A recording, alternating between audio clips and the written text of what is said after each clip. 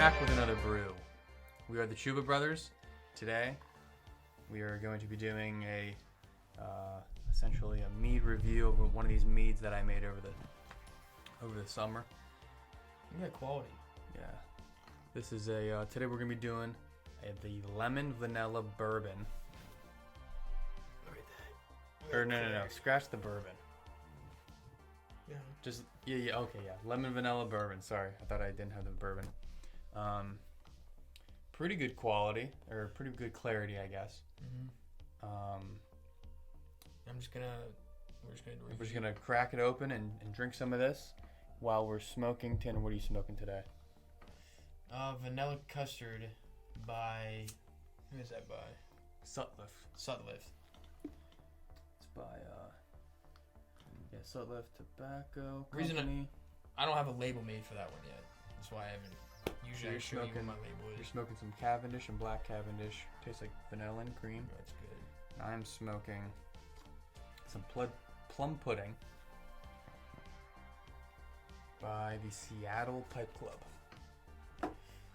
Now, they have pretty good tobaccos. This is the first Sutliff, is that what you said? First Sutliff I've actually ever had. And I chose this one because it's vanilla custard, and I would think it probably would go good with... What do you got there again? Plum pudding. Nope, your drink. Oh, it's the lemon vanilla bourbon. So I think this would be a good combination.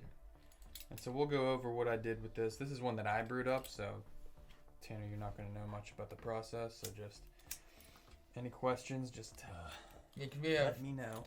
We've talked earlier about on our previous channel about he has his way of doing things and I have my way of doing things.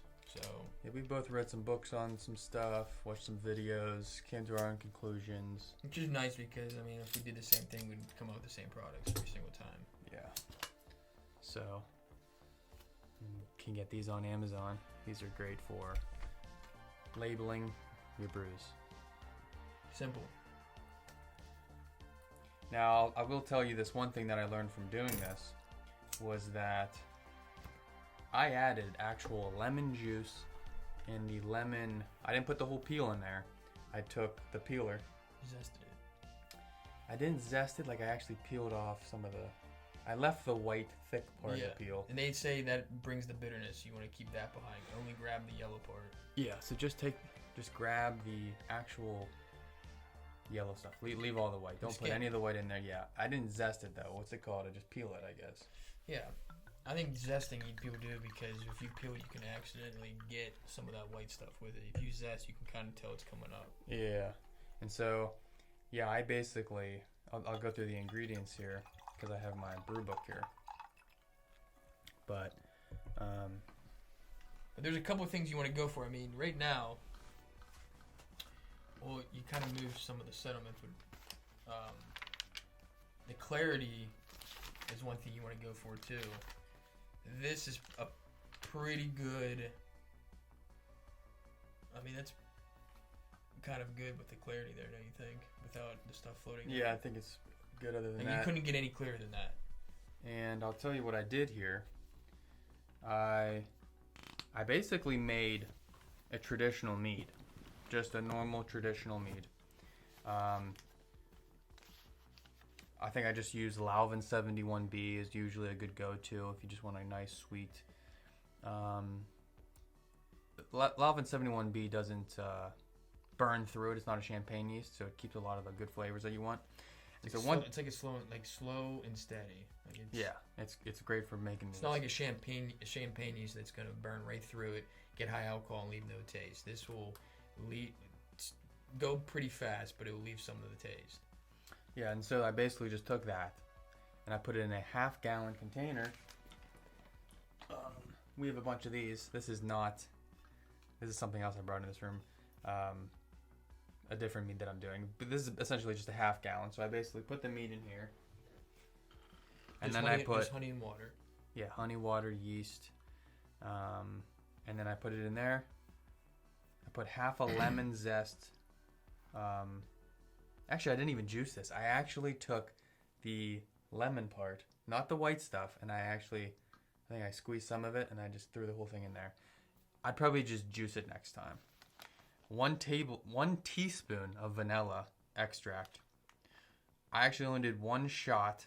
Like I just took a shot glass of Bullit Bourbon whiskey. I guess bourbon. And then 1 teaspoon of brown sugar. And then I added oak chips, but I didn't really measure the oak chips that I used. Probably like a what? Yeah, I think I had like 2 of them about this size, or the spiral. And so I left it in there, and this was, I don't even have, this was at the same time I did this. So this was July, somewhere around July, and it's, what is it? End of, basically December 1st now, so we'll see how this tastes. Let's get my pipe lit back up, setting the palate. It's nighttime for us. Yep.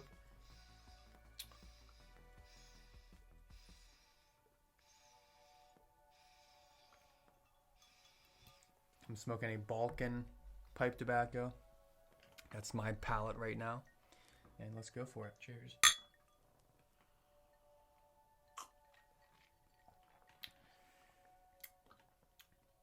My dad's tried this, and this is actually, from what he told me, this is one of his favorites. Let me guess, lemon pledge. That's usually his complaint. No, I think the last one was the one you didn't add bourbon to.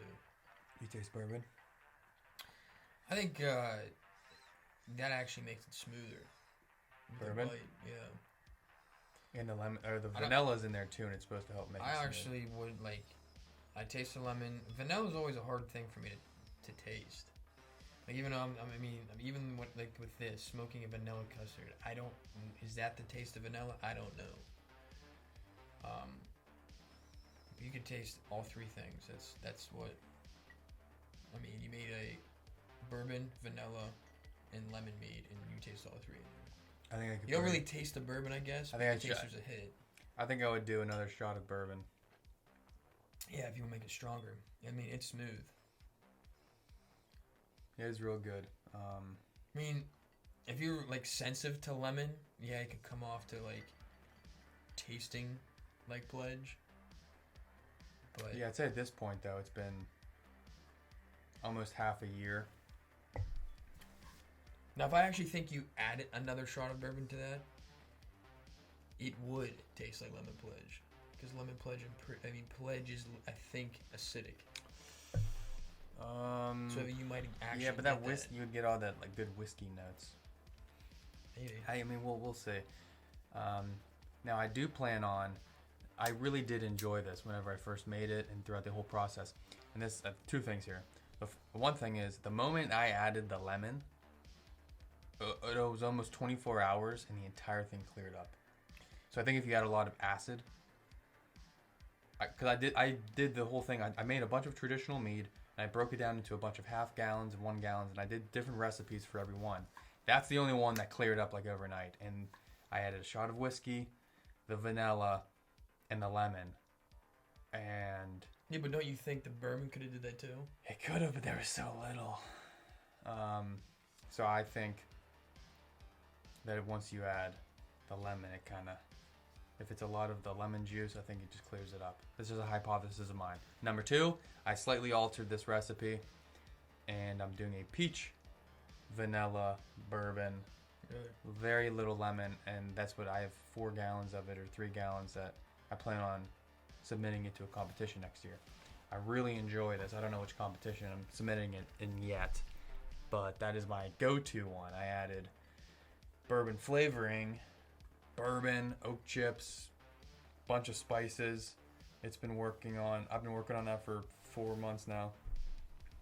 But I didn't do as much lemon. I basically replaced lemon with peach. I mean, I like peaches probably a lot better, but this, I don't think I would add any more lemon to it. But this is good.